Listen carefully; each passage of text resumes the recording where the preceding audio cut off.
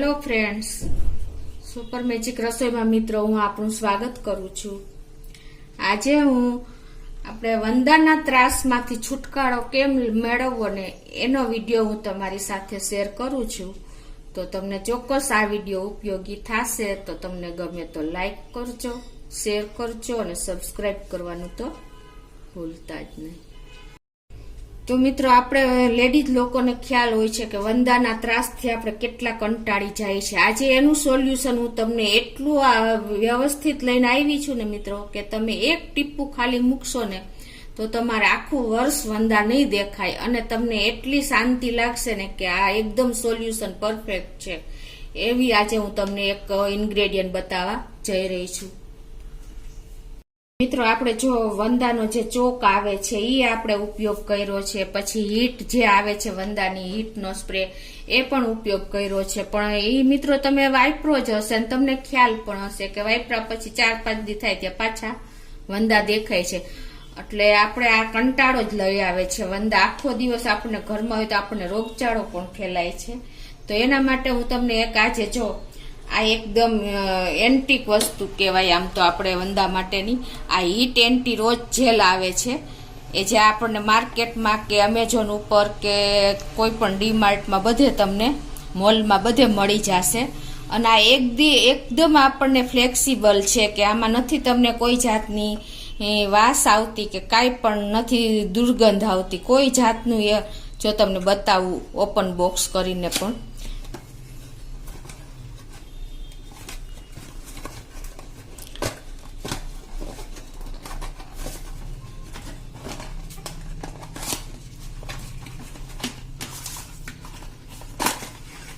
આ રીતનું ઇન્જેક્શન ટાઈપનું સિરીજ આવે છે.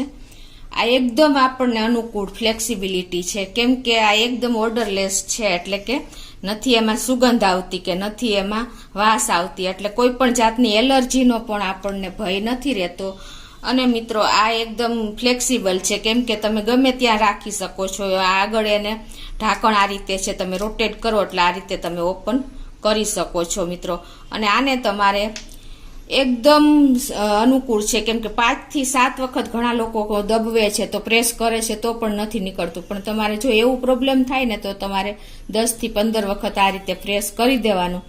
અને આ જેલના ફોર્મમાં જ હોય છે, એટલે એકદમ આમ ઝેરી હોય છે પણ એની સુગંધ કે વાસ નથી હોતી. એટલે આપણે બાળકોને આનાથી હંમેશા દૂર રાખવાના.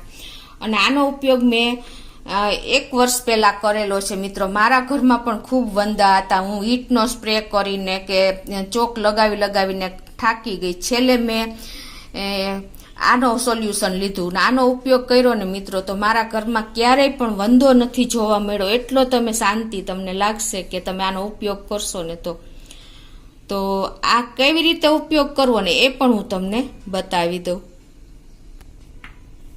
આ રીતે જો આપણે ઓપન કરીને આગળનું જે લીડ હોય છે એને ખોલી લેવાનું. અને આ રીતે તમારે 4 થી 5 વખત જો ન નીકળે ને તો તમારે 10 થી 15 વખત પ્રેસ કરવાનું છે. જો અમે 7 વખત પ્રેસ થયું તા જો જેલ નીકળી, તમને ખ્યાલ આવી જતો હશે.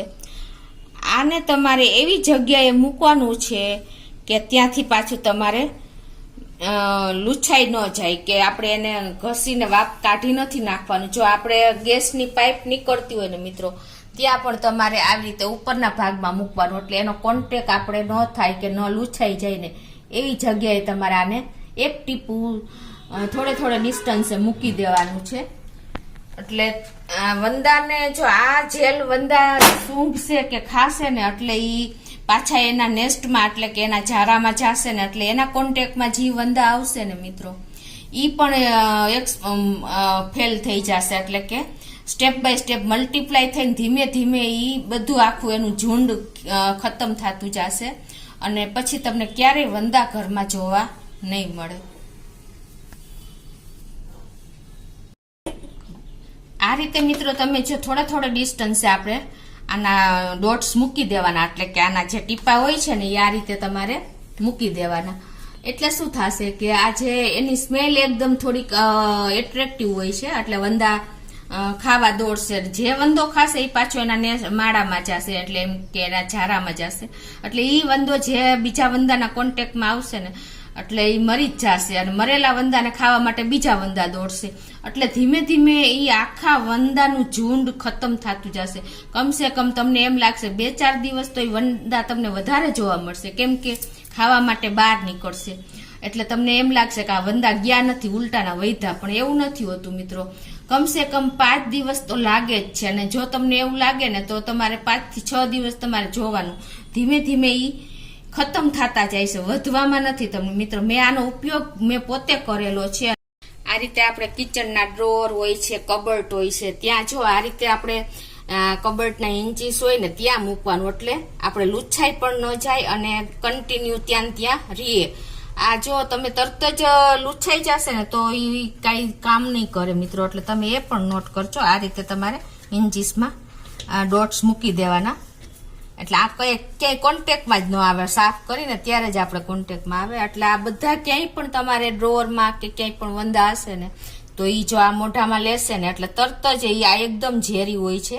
આ સોર્બિટોલ અને સ્ટાર્ચ પાવડરથી બનેલી જેલ છે. એટલે આ એકદમ આમાં જે બાળકોને આનાથી દૂર રાખવાના મિત્રો, તમે એ પણ ખાસ નોટ કરજો. મિત્રો જો આપણે ફ્રીજમાં પણ ઘણી વખત વંદા ક્યારેક થઈ જાય છે, તો તમે જે આ બહારની સાઈડ હોય ને ડોર, આપણે ફ્રીજનું ડોર હોય ત્યાં બહારની સાઈડ જે રિંગ હોય છે ને પ્લાસ્ટિકની, ત્યાં પણ તમે જો આ રીતે મૂકી દેશો ને તો બહારથી કે અંદરથી ક્યાંયથી પણ કોન્ટેક્ટમાં આવશે ને વંદા તો પણ આ આપણે કામ જ કરે છે. એટલે એવા અમુક તમને હું કોર્નર બતાવું છું ને મિત્રો કે તમારે એ જગ્યાએ આપણે વંદાનું જૂથ વધારે જોવા મળતું હોય છે. વંદા થવાની જગ્યા જ હોય છે. બાથરૂમમાં પણ જો આપણે ગેંડીનો જે પાઇપ હોય છે ને ત્યાં પણ વંદાની નીકળતા હોય છે. એટલે તમે જો આવી જગ્યાએ જ્યાં કોન્ટેક્ટમાં આપણે ન આવતું હોય ને સાફ કરવાનું, એ જગ્યાએ તમારે આવી રીતે જેલનું એક ટીપું, આ એન્ટી રોજ જેલનું એક ટીપું તમારે આ રીતે મૂકી દેવાનું. એટલે મિત્રો આ અમુક એવી જગ્યા હું તમને બતાવું છે ને કે જ્યાંથી વંદા નહીં આવો થતી હોય.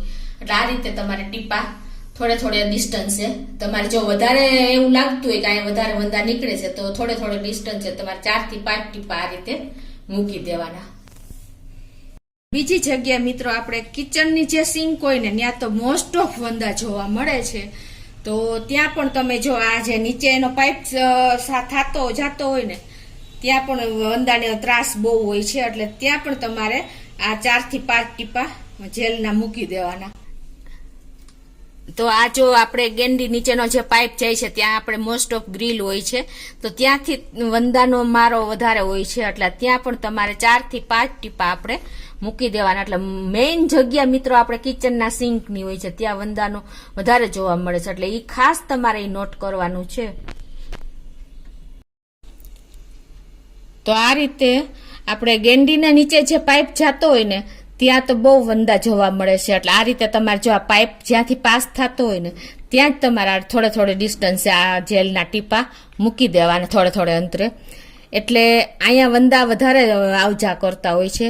એટલે તમારે મેઇન જગ્યાએથી જો વંદા ખતમ થઈ જશે અને આખું વર્ષ તમારે વંદા જોવા નહીં મળે. મિત્રો આ છે ને આ જેલ આમ ઝેરી હોય છે તો જ વંદા મરે ને, પણ આપણે આને બાળકોથી દૂર રાખવાનું. પ્લસ પાણીમાં પણ ઘણા લોકો કહેતા હોય છે કે પાણીના ટાંકામાં વંદા થાય તો મૂકવાનું. ના મિત્રો, આ ઝેરી હોય છે એટલે પાણીમાં બિલકુલ નહીં મૂકવાનું ક્યારેય પણ, ભૂલે ચૂકે. એટલે આ પણ તમે એક નોટ કરજો. અને બીજું કે આ મેં પ્રોવિઝન સ્ટોરમાંથી લીધું છે, એટલે અત્યારે મને 330 રૂપિયામાં પડ્યું છે. પણ તમે જો એમેઝોન ઉપરથી કે મોલમાંથી કે ડીમાર્ટમાંથી લેશો ને તો તમને કમસે કમ 170 ની આસપાસ તમને પડે છે. એટલે આમ આપણને થોડુંક ઘણા લોકોને એવું લાગે કે થોડુંક જેલ પ્રમાણે કોસ્ટલી લાગે છે, પણ નહીં મિત્રો, તમને વંદા જ મૂળમાંથી જતા રહેશે તો તમને બરોબર ઇક્વલ થઈ જશે. એટલે આ તમને મોંઘું પણ નહીં પડે. એટલે આ પણ એક તમને માહિતી મેં આપી દીધી છે. તો મિત્રો મેં તમને આજે એકદમ સહેલી રીત બતાવી છે. નથી આમાં આપણે કોઈ જાતનું લિક્વિડ બનાવવાનું, કોઈ પણ જાતનું નહીં. આ ઇન્જેક્શન સિરીજ ફોર્મમાં આવે છે એટલે તમારે ખોલવું અને કોઈ પણ જગ્યાએ રાખવું પણ ઈઝી પડશે. આ એટલું સહેલું પડે છે મિત્રો. બીજું કે તમને મિત્રો એવું લાગતું હશે કે આ પ્રમોટર તરીકે કામ કરે છે. નહીં મિત્રો, એવું નથી. પણ મેં આનો ઉપયોગ કર્યો છે, અનુભવ કર્યા પછી જ હું તમને આ વિડીયો શેર કરું છું. એટલે મારે કોઈ કંપનીનું આવી રીતે પ્રમોટ નથી કરતી, પણ તમે એક વખત ચોક્કસ આનો ઉપયોગ કરજો. અને જો તમને મારો વિડીયો ગમ્યો હોય તો લાઈક કરજો, શેર કરજો અને સબસ્ક્રાઇબ કરવાનું તો ભૂલતા જ નહીં.